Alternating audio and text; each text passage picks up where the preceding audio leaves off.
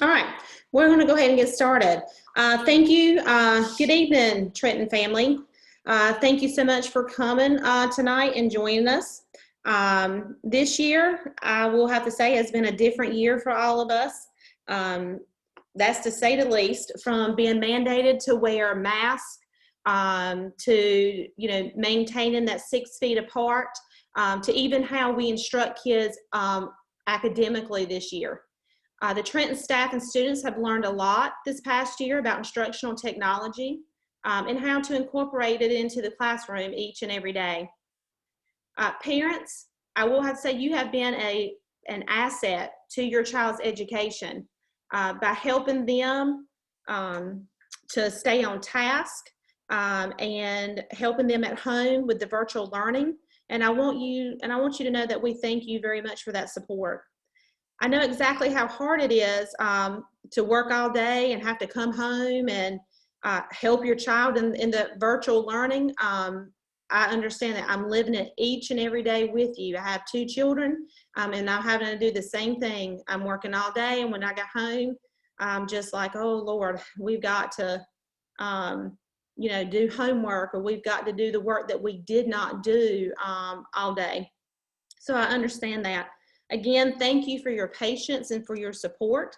One thing I want you to know about is that, that we are a Title I school. So Trenton Elementary is a Title I school. What does that mean? That means that we receive Title I money, and that is the largest single federal funding source for education at this time.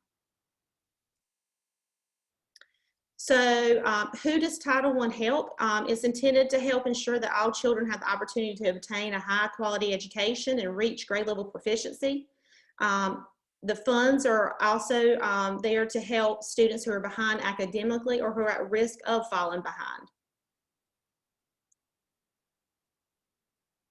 So how are the Title I funds being used? Services can include, one is that we do hire teachers. We actually, it's a teacher and a half that is taken out of our Title I funds so that we can keep class sizes low in our lower grades. Also, technology. This year, we were able to purchase some swivels, which are some robot cameras that will help follow the teacher as they're teaching, hopefully to help them with that virtual learning piece with the students. Also, parent involvement activities, professional development, and purchase of supplemental materials and supplies, such as if the teachers need coach books or some ready books, anything that are like EOG prep, that is also included for that Title I funding.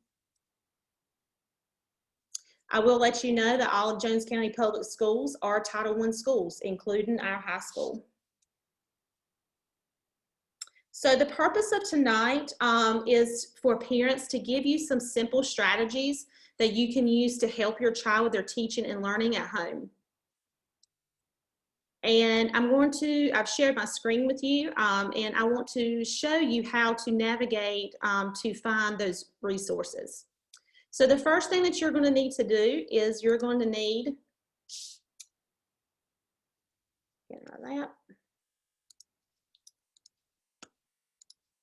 you will need to go to our Trenton Elementary School website, which is right here. When you go to our Trenton Elementary School website, if you scroll down in the news, you will see the TES Virtual Parent Night 2020-2021, and you will click there. When you click there, you will see asking you to join our Parent Night tonight, and it also lets you know what these links are.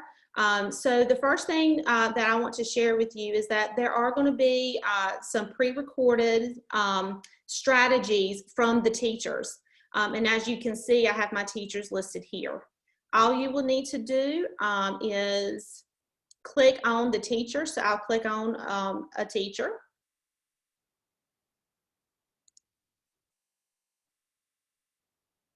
And this is Miss Mercer. Hi, I'm Julie Mercer, and I teach 3rd grade here at Trenton Elementary. And the strategy that I want to talk to you about today is teaching your children how to look for keywords in the questions and then go back into the text to find the answer. So here's an example. This is an assessment that the children are going to be taking, and I apologize for the printing, but the question is, what is the main conflict in the play? So the main thing that they're looking for is the conflict, and the student should know the conflict is the problem. So then they would go back in the text to see if they can find out what the problem, the conflict, what the whole thing is about, so that they can come back and answer the questions. Now, I taught them to look at the questions first, read the text, and then come back to the questions, and they can look at the answer choices, but they still need to go back into the passage to make sure that they've gotten the right answer choice, because a lot of the times they can eliminate answers. I don't want to actually write on this because this is their test, but that's what we need them to do. We need them to be investigators and make sure that they have their points clear. I also need for our parents to be aware that 3rd grade is when they have to meet the Read to Achieve law, which says that they have to make a certain number on the I-station in order to be able to go to the 4th grade, or that they have to be able to pass the reading EOG with a 3 or higher. So this will make sure that they meet that Read to Achieve. So anything you can do to help them would be greatly appreciated. All right, as you can see, the videos are not very long, so you just go through, find your child's teacher, click on the link, and that teacher will share with you some simple strategies that you can use at home to help your child with their work. The other thing that we wanted to do is I wanted to show you a slideshow of what our classrooms are set up and how our students are working at this point. Because, at this point, because of COVID, visitors are not allowed to come into the school, which we do not like, but we totally understand and we totally get. So we wanted to give parents just a glimpse of what, if your child is coming face to face, what your child is doing on a daily basis. And I will actually share that with you too. And it's not long at all, 1 minute and 45 seconds.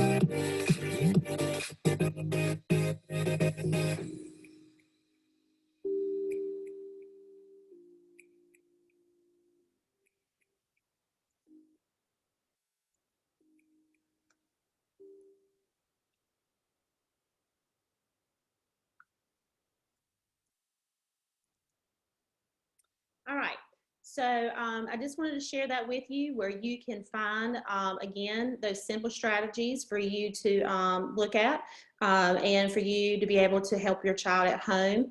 Also, I want to share that the day at a glance with you. Going back to presentation. All right, one thing I do want to talk to you about is attendance. I want to make sure that everyone understands that attendance does matter this year. We have been taking attendance, and there's two ways that you are counted present. One, if the student is attending a live Zoom session with their teacher. And the second way, because maybe something come up and we're having technology issues, or something happened and you were not where you could get on the live Zoom session. Then if the student completes assignment for that day within the allotted time that's been given by the teacher, then they also can be counted as present. So there are two ways to be counted as present. However, if your child does not attend a Zoom session and does not complete any assignments for that day, they are counted absent. So please, for virtual parents, please understand that, okay? All right. If you have any questions or you have any concerns, please give me a call, or you can email me. There is my email address and our telephone to the school. I do know we have had a couple of weeks ago, we had an issue with our phone lines that has been resolved, so that number is working again. And I also want to say that anytime that you call that number and it's not working, if you will, you can also call the high school number. It goes to the same place, which is also 448, and it's 2451. Okay, so either number will work. This is the elementary number, but again, if something was to happen and it was not working, you could also get up with us on the high school number. I know that this was short, and short and sweet, I guess, is what we used to say. But I just didn't want to bombard you with a whole lot of me talking. I wanted you to be able to pick and choose what you saw and what you needed. Not everyone needs to sit through and hear, you know, every teacher's strategy. If you have one child and your child is Ms. Jones, then you go straight to Ms. Jones and you can see that strategy, okay? Again, if you have any questions, please give me a call at the school, or you can definitely email me and I will get back to you as soon as I can. I hope everyone has a good night, and we look forward to seeing the children tomorrow. And virtual, well, face-to-face and virtual parents, I do want to say one thing before I get off.